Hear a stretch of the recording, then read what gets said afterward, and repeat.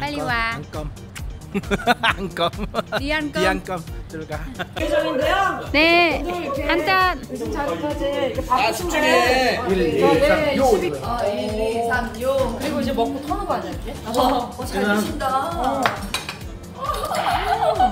Giờ chuẩn bị chụp hình kỷ niệm các bạn ạ. 마스크 다 벗어주세요. 어떻게? 간다. 헬로 헬로. đi chơi. Đi chơi. Xin chào tất cả các bạn. Và ngày hôm nay em cùng với chồng sẽ đi gặp bạn bè của chồng. Bây giờ sẽ đi gặp bạn bè, sau đó là ăn uống và tụ tập. Sẽ có rất là nhiều những cái điều vui. Ngày hôm nay sẽ chia sẻ để các bạn xem là văn hóa gặp bạn bè ở Hàn Quốc thì họ sẽ thường làm những cái gì. Và ngày hôm nay thì sẽ chia sẻ thêm với các bạn đó là khi mà chồng Hàn Quốc đưa vợ đi gặp bạn bè thì có những cái điều gì thú vị. Và đây là thành phố nơi em đang sống đấy các bạn ơi, Chuncheonsi. Được mấy năm rồi, tuy nhiên thì bây giờ vẫn thấy nó khá là lạ lắm. Bây giờ là mùa hè cho nên là nhiệt độ hôm nay khá là nóng, khoảng 30 độ C, nắng đẹp. Ngày hôm nay thì chồng em đã ra ngoài ruộng làm việc buổi sáng và về đến bây giờ buổi chiều 7 giờ rồi, 7 giờ tối thì đi gặp bạn bè. Và như các bạn thấy thì trên đường rất là ít xe máy. Có những cái xe máy như chú này là chú giao hàng. Thường thì ở Hàn Quốc thì họ chạy xe máy nhiều, đó là những người đưa đồ ăn này, shipper này. Đấy, như chú này cũng đang ship hàng ăn. Chuẩn bị đến giờ ăn tối cho nên là ở bên này họ cũng đặt hàng trên mạng rất là nhiều. Những cái món ăn như là gà rán hay là những món phở, món bún của kiểu Hàn Quốc, món canh, món cơm họ cũng ship rất là nhiều. Đấy, và trên đường thì đa số là xe ô tô các loại này. Đỗ như thế này cũng là bất hợp pháp với các bạn, nhưng mà bây giờ chuẩn bị giờ ăn tối cho nên là công an họ không có đi kiểm tra nhiều. Chứ còn như những cái giờ trong giờ hành chính mà đỗ như thế này thì sẽ có một cái xe ô tô nó lắp cái camera ở trên đỉnh, sau đó là nó đi chụp ảnh. Đỗ quá 5 phút là sẽ bị phạt tiền các bạn ạ. Và bây giờ đến chỗ gặp bạn bè, không biết là hôm nay sẽ ăn món gì và gặp ở đâu đây, mọi người hãy cùng theo dõi nhé. Lấy nhau đến bây giờ thì em đã sống ở đây được hơn 2 năm rồi, và vợ chồng em thì thỉnh thoảng cứ hay đi cùng nhau. Ví dụ như là đi ăn này, đi uống, rồi đi gặp bạn bè của chồng, đi họp những cái hội nhóm. Thì có rất là nhiều hội nhóm như vậy, thì thỉnh thoảng chồng em có đi họp nhóm thì cũng hay đưa em đi theo, rồi là cũng hỏi vợ ơi hôm nay là chồng đi gặp nhóm này nhóm kia thì vợ có đi cùng hay không, hôm nay sẽ có ăn món này món nọ, rồi là đóng cái hội phí viên thì đóng bao nhiêu tiền đó, thì hai vợ chồng em cũng có hỏi nhau. Em có ok thì em sẽ đi cùng chồng, còn nếu mà không ok thì ở nhà. Không phải người chồng Hàn nào lúc nào cũng đưa vợ đi cùng trong những cái chuyến gặp bạn bè hay đi ăn uống hay là đi tụ tập. Đa số cũng có rất là nhiều người họ đi lẻ, đi riêng và không có rủ vợ đi. Ở đây đang vào trong ngóc ngách để tìm quán ăn các bạn ạ. Đây là một trong những cái nơi bán đồ ăn, nhiều cửa hàng ăn, nhiều nhà hàng tại nơi bây giờ em chuẩn bị vào quán ăn đây, không biết quán ở đâu đây. Nóng lắm mọi người ạ. Và chồng em hôm nay em với chồng em mặc đồ không thấy hợp nhau thế nào. Em cứ nghĩ là chồng em mặc áo sơ mi cơ, thế là em mặc áo sơ mi đến lúc thì chồng đi mặc áo phông. Chồng nhỉ? Đây đi qua. ăn cơm. ăn cơm. Đi ăn cơm. đi ăn cơm. 들어가. 가자. uống bia. Đi uống bia. Đây là quán cửa hàng ăn bạn của chồng em mở. Và bây giờ vào trong quán xem nào. 안녕하세요. Và mọi người đã đến đây được vài người rồi, đang ngồi đợi. Văn hóa chào hỏi đầu tiên của người Hàn Quốc đến là bắt tay hoặc là cúi một góc 45 độ để chào đối với con gái nhé. Bạn nào thân thiện hơn thì cũng có thể ôm nhẹ một cái. Bây giờ mình đang ở chỗ ăn đây các bạn ơi, và mọi người đang nói chuyện rất là vui. Xin chào. Các chị ai cũng xinh đẹp đúng không ạ? Người Hàn họ đi họp nhóm họ trang điểm rất là xinh. Hello hello. Đang đói nên là ai cũng chăm ăn đấy các bạn ạ. Ở đây chồng em thì ngồi đối diện đây và bạn chồng em ở bên này. Rất là vui. Nói chung là đến đây thỉnh thoảng gặp bạn bè của chồng thì cũng có ngồi nói chuyện. Đấy, họ còn lịch sự gắp đồ ăn cho nữa. đi tụ tập như thế này nhiều khi là cũng phải uống rượu uống bia các bạn. Ở Hàn Quốc ấy, người Hàn họ đi ăn họ cũng nhậu kinh lắm. Nhậu thì cũng nhậu vài tăng, cũng không phải là một tăng đâu, cũng giống như Việt Nam mình ấy, tăng 2, tăng 3 các kiểu. Hôm nay là đi ăn món cá kho các bạn ạ. 반갑습니다. 여기 요 없어요? Khi đến thì người ta sẽ hỏi mình là muốn uống rượu hay uống bia, thì các bạn có thể chọn một trong hai, hoặc là nhiều người họ thích uống trộn hai loại vào với nhau. Và người Hàn thì có rất là nhiều người thích uống 50% rượu, 50% bia cùng trộn lại và uống rất là vị rất là lạ các bạn. Đây là món chính đấy các bạn ơi, cá kho. Và ở Hàn Quốc thì cá này giống như cá một nắng ấy các bạn, họ kho với ớt khá là cay và có rất là nhiều món. Đây là món mực họ nhồi thịt xong rồi rán các bạn ạ. Ở Hàn Quốc thì mực nhồi thịt này rán ăn cũng rất là ngon. Và em không ăn được cay, cho nên là gọi riêng. Nhiều khi đó cũng là người ngoại quốc nên được chiều. Và mọi người giờ đang ăn rất là hăng say, quấn rong biển với cơm với cá để ăn. Món cá này là cá tùng thê các bạn ạ. Cá tùng thê và ở Hàn Quốc thì họ cho vào kho rất là ngon. Và hôm nay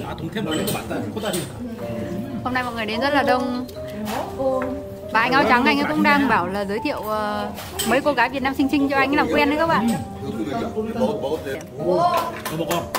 Và đây những cái món ăn kèm thì gồm có đây là rong biển này, với lại cái này là giá đỗ, rất là ngon. Và mời cả nhà cùng dùng bữa với gia đình nhà em.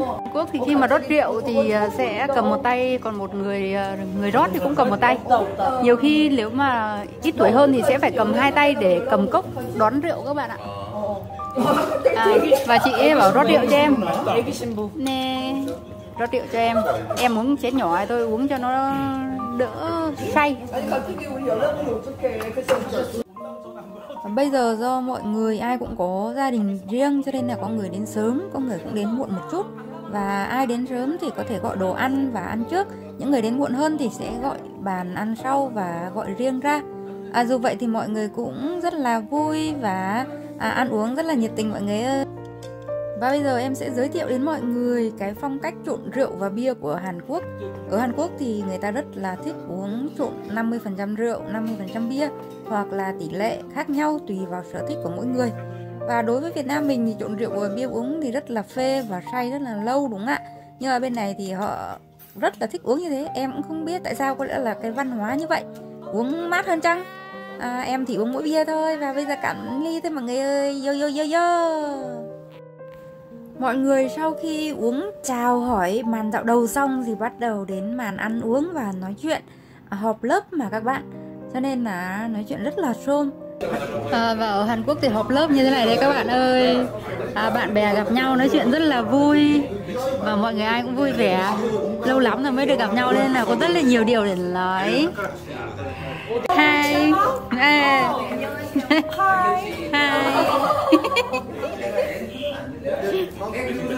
Mọi người rất là thân thiện các bạn ạ, rất là vui đúng không ạ?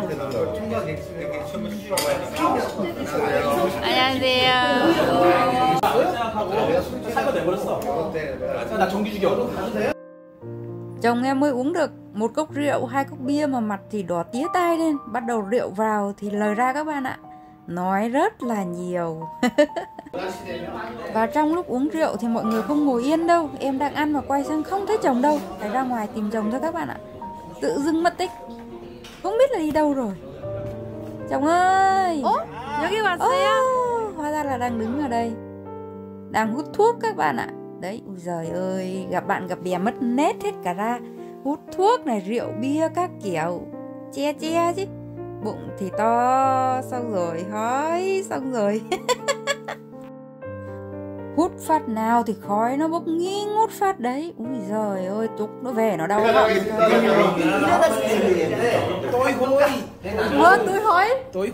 Tôi hói. 제가 잘하겠습니다. Cái vụ tôi hói này là em dạy chồng khi mà thể hiện là tôi làm giỏi là cứ nói tôi hói. chồng em rất là dễ thương. 오빠 말 잘 해보세요. Chồng em giống như là trưởng nhóm ấy các bạn, chuẩn bị phát biểu. 자, 사등고의 22기. 아, 정말 오래간만에 모였습니다. 그 힘든 코로나를 이겨내고 우리 살아서 모였습니다.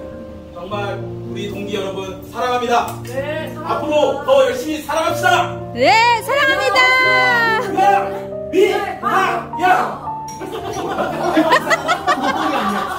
Sau khi ăn đến 10 giờ các bạn ạ. Gặp nhau từ lúc 7 giờ ăn đến 10 giờ chưa xong này. Đấy. Gặp bạn gặp bè rồi là tiệc tùng, uống rượu, hút thuốc. Chồng em thì bình thường cũng chẳng hút thuốc đâu. Gặp bạn gặp bè thì người ta bảo hút thuốc là cũng chạy ra. Nói chung là hút thuốc cùng nhau, bắt đầu ngồi nói chuyện. Nói chung là bạn mời mà không hút thì lại thành giống như là thất lễ, mất lịch sự. Xong rồi uống rượu cũng thế. Chồng em bình thường ở nhà chẳng bao giờ uống rượu đâu. Nhưng mà bây giờ gặp bạn gặp bè uống cả chai, cả mấy chai ấy. Người ta cứ mời là uống, mời là uống. Uống xong thì ai bảo cái gì cũng đồng ý. Nói chung là rượu vào thì nời ra. Vì vậy là khi mà mọi người cứ đi tiệc tùng này rồi gặp bạn gặp bè hội hè các kiểu thì dẫn đến rất là nhiều những cái vấn đề, giống như là những cái tật xấu bình thường mà không sử dụng thì khi gặp bạn thì cũng có thể sử dụng này.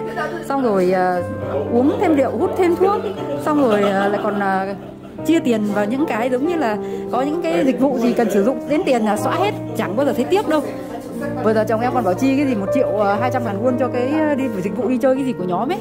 Thế xong rồi lúc đấy thì làm gì có nghĩ mà hỏi vợ đâu, chỉ có thấy đồng ý thôi. Xong rồi thấy mọi người bảo nộp tiền cái là ok nộp luôn.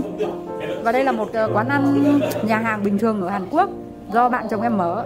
Nói chung là rất là sạch sẽ và gọn gàng nhưng mà có vẻ cũng khá là lâu rồi. Chồng em thì bây giờ đang bên ngoài nói chuyện với các bạn bè kia, ôn lại những cái chuyện từ cái năm nào ấy.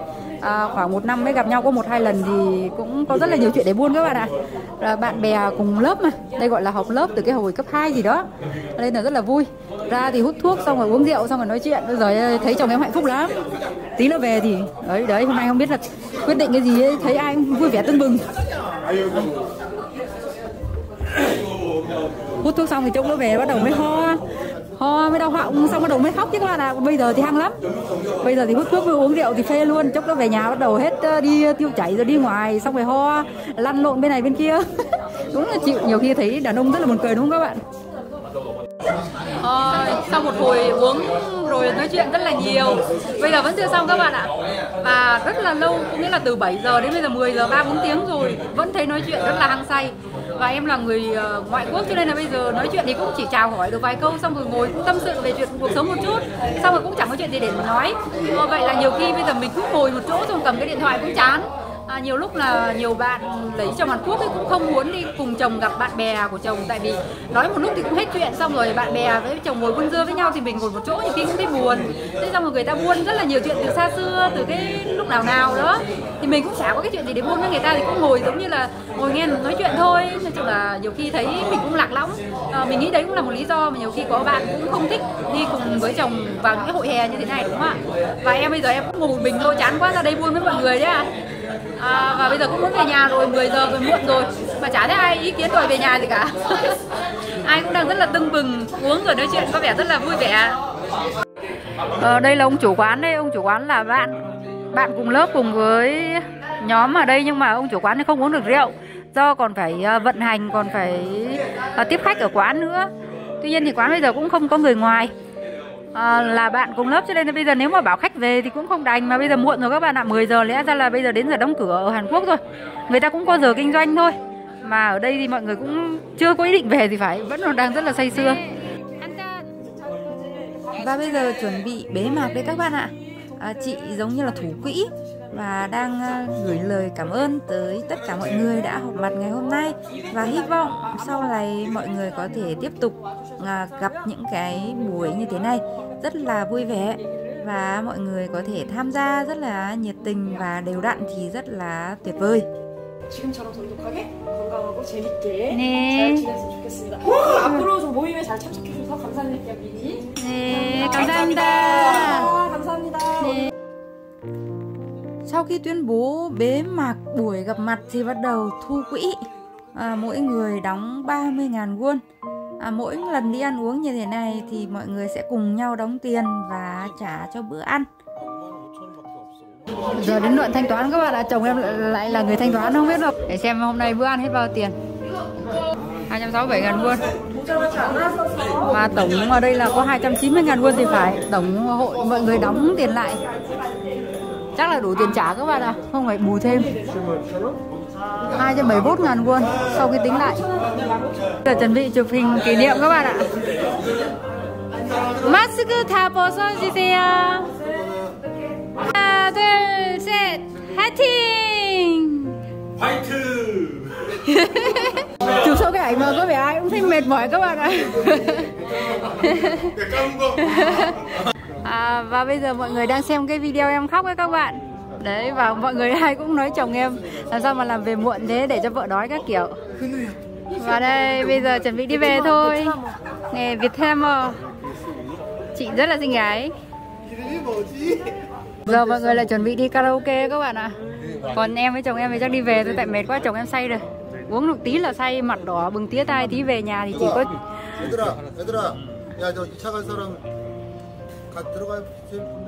đấy, anh ấy là đang gọi đi tăng 2 đấy.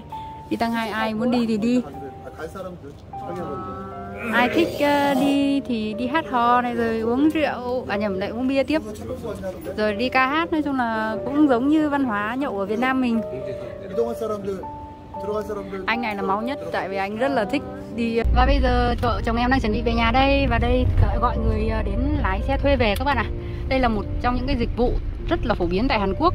Sau khi gặp bạn bè này uống rượu bia hay là nhậu nhẹt về bên tiệc của công ty thì mọi người thường phải gọi những cái dịch vụ như thế này đến để người ta chở mình về bằng xe của mình. Đây là xe nhà em, thì sau khi trở về đến nhà thì mình sẽ trả tiền cho người ta và người ta tự đi về theo cách của người ta. Thường thì là đi về nhà.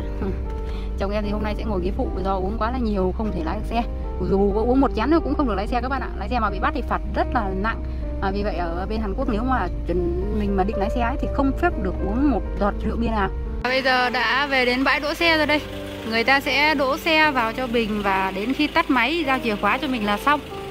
Và đây là dịch vụ đón người sau khi đã uống rượu bia và không lái được xe tại Hàn Quốc. Và trước thì có một người cũng sống ở cái khu chung cư của em, sau khi uống rượu bia thì cũng thuê người lái xe như thế này. Tuy nhiên thì lái không về đến tận nơi đỗ xe ở đây, mà đến cổng chung cư là đuổi cái người lái xe ấy xuống, là nói là tôi lái được về, tôi đỗ được xe, cho nên là không cần anh nữa. Thì nghĩ là đến cổng nhà mình rồi mà, chỉ có cái vấn đề gì đâu, đúng ạ. Nên là đuổi người ta xuống muốn lái xe về. Thì cái vấn đề ở đây là ngày mai cái người đấy lại nhận được giấy báo của cảnh sát nộp phạt các bạn ạ. Đi về nhà. Tại vì sao nộp phạt ạ? Tại vì cái người lái xe đó họ đã báo lên cảnh sát là cái ông này, ông uống rượu mà ông còn lái xe. Và họ đã chụp cái camera, họ có kiểm tra cái camera ở trong cái khu chung cư đấy. Thế là có bằng chứng và đã xác nhận. Vậy là cái anh kia phải nộp phạt, và nộp phạt rất là nặng đấy các bạn ạ. Vì vậy là ở Hàn Quốc không phải là các bạn về đến cổng rồi mà vẫn có thể lái xe được nếu mà các bạn đã uống rượu bia. Vì vậy rất là phải cẩn thận và luật ở đây nó rất là nghiêm. Đấy, chồng em tục đi mình như kia có chết không chứ. Chả thấy dắt vợ đi gì cả, cũng chả thấy đợi vợ gì nữa. Chỉ thấy đi đằng trước xong rồi gọi cái gì không biết. Ở đây có mấy cái xe máy phê ơi là phê. Em cũng muốn có một cái xe máy. Vợ chồng em thử đi theo kiểu của người say rượu ở Hàn Quốc thế nào. 한국 사람 술 취하면 어떻게 가? 어떻게? 그렇게 아니야 여보. Đi vậy không có giống lắm chồng ạ. Nhìn chả thấy giống như cả. Đấy đấy. Đi kiểu đấy hả? Trông vẫn chưa phải cái điệu của chị Phiêu lắm nhá. Nhìn nó mới lạng lạng lách trông hay vậy. Như kiểu đang nhảy sách ấy. Cẩn thận động vào xe người ta đèn ốm đòn ấy ra. Như kiểu ông đau chân ấy. Đây đấy. Nhìn nó cười gần chết. Đi theo kiểu của Việt Nam say rượu các bạn nhé. Đi theo kiểu của Việt Nam say rượu này.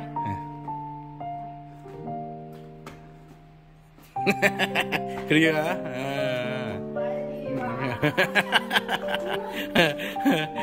웃긴다. 우리 집이야. Đây là nhà chúng tôi.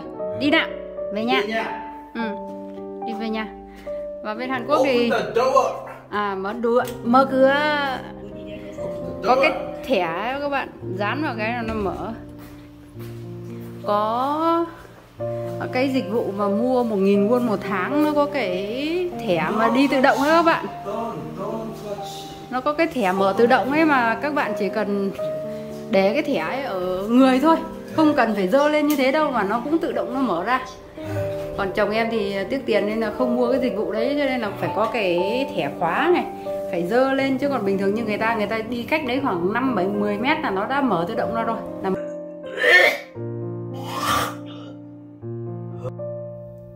Đấy em đã bảo rồi mà, uống cho cố vào, về nhà cái là phải chui vào nhà vệ sinh ngay. Ôi giời ơi, khổ thân chồng nghe. Sau khi nôn thốc nôn tháo ra, bắt đầu chồng em lại đi pha đồ ăn. Nôn hết rồi cho nên bây giờ lại thấy bụng nó rỗng ấy. Bắt đầu đây là bột dạng bột gạo với lại thập cẩm các loại bột khác mẹ em tự làm, mẹ chồng làm xong nó xay khô. Cái này ăn vào thì nó giống như là thay bạn ăn cơm đấy, rất là tốt. Sau đó là cho một ít, cái này là gì, mật ong rừng của Hàn Quốc. Một hũ này là 1 triệu Việt Nam đồng các bạn ạ.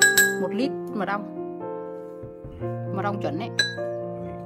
Đây cho các bạn xem mật ong chuẩn của Hàn Quốc. Nó chảy rất là quánh. Ui giời ơi, nhiều quá chồng ơi. Đấy, nó bán á, cho nhiều quá. Đấy, nó chảy rất là quánh như trẻ con này. Và bây giờ chồng em sẽ pha một cốc này ăn thay cơm. Rượu bia làm cái gì không biết, chỉ thấy hại thận thôi. Trời. Nhiều khi thì chồng Hàn cũng không muốn đưa vợ đi cùng gặp bạn bè, tại vì rất là nhiều lý do. Nhiều khi thì chồng cảm thấy xấu hổ nếu mà đưa vợ đi này, nhiều người chồng cảm thấy thế các bạn ạ. Nhiều lúc thì đi thì vợ cũng không biết nói chuyện với người Hàn, với bạn với bé ấy, thì ngồi một mình cũng cảm thấy khá là lùi thúi rồi. Chồng mà thấy vợ mà không giao tiếp với người khác nhiều thì cũng cảm thấy ngại nữa. Vì vậy cũng nhiều người họ không có đưa vợ đi cùng. Có nhiều lúc thì vợ lại không thích đi với chồng, tại vì đi với chồng thì cũng không biết nói gì với bạn bè chồng nhiều, rồi thấy bất tiện này, rồi thấy cũng lạc lõng đấy, rất là nhiều lý do. Nói chung là mỗi nhà mỗi kiểu các bạn ạ, và mỗi người thì có một cái suy nghĩ và cái cách nhìn khác nhau. Như nhà em thì cũng có hay đi cùng nhau, và nhiều lúc thì đây có người vào. Anh này thì anh ấy rất là thành công các bạn ạ, có một chuỗi siêu thị rất là lớn và rất là đáng yêu. Đấy các bạn thấy bạn bè chồng em rất là trẻ trung và rất là dễ mến đúng không ạ, rất là gần gũi nữa. Ngày hôm nay thì đi gặp bạn bè với chồng rất là vui và đã ăn uống rất là no say rồi. Bây giờ thì chuẩn bị đi về thôi. Mọi người thì đi tăng 2, tuy nhiên thì gia đình nhà em phải về sớm để nghỉ ngơi, ngày mai lại còn đi làm nông. Rồi chồng em cũng uống nhiều rồi say, cũng chẳng làm gì được, cũng chẳng hát hò gì được đâu, về nhà nghỉ ngơi thôi. Ngày hôm nay thì chia sẻ với mọi người đến đây thôi. Ngày hôm nay rất là vui đi chơi cùng với chồng, gặp bạn bè của chồng. Hy vọng mọi người like video và nhớ đăng ký kênh giúp em nhé. Và sau này em sẽ chia sẻ thêm rất là nhiều video về cuộc sống Hàn Quốc. Xin chào và hẹn gặp lại các bạn trong những video tiếp theo.